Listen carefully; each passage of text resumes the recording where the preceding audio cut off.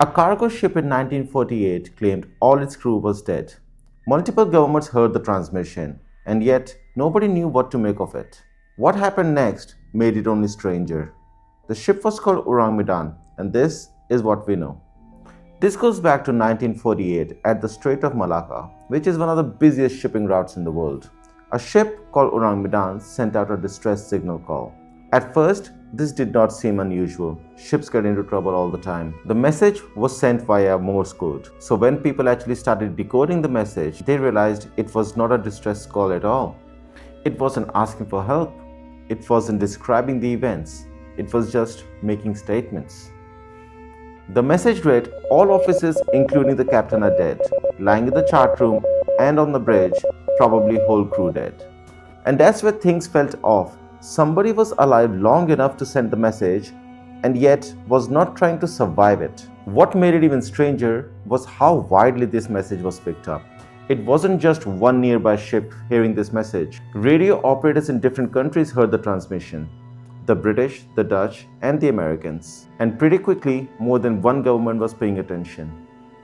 After that, the signal started cutting in and out before a last burst of message came through. It said, I die. And then the signal stopped.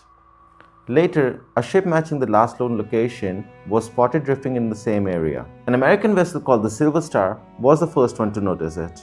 The cargo ship was not signaling. It was not moving in any particular direction of the sea. It was just drifting.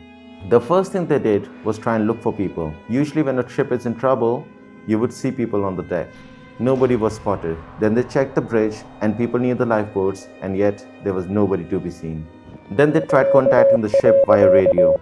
What made it even harder to understand was that the ship did not look damaged. There was no smoke, there was no fire, the ship was not leaning, it was not sinking, it looked perfectly operational, just silent.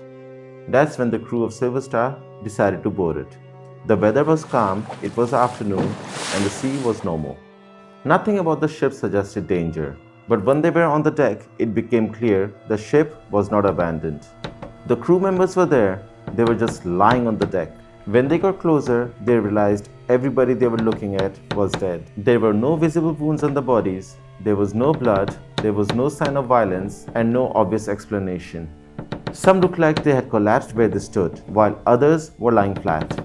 A few had their arms raised slightly, almost as they were reacting to something.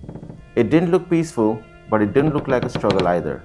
They continued checking the ship, more crew, same conditions. Even the ship's dog was locked in his place at a corner where there was nobody else, barking at something that was no longer there. Whatever happened on the ship had affected everybody on board. When they reached the radio room, one detail finally made sense. The radio operator was still in his chair, dead. His hands were on the equipment. Someone had stayed alive long enough to send that message, but not long enough to survive it. Not long after that, smoke was seen coming from the ship. A fire had started below deck.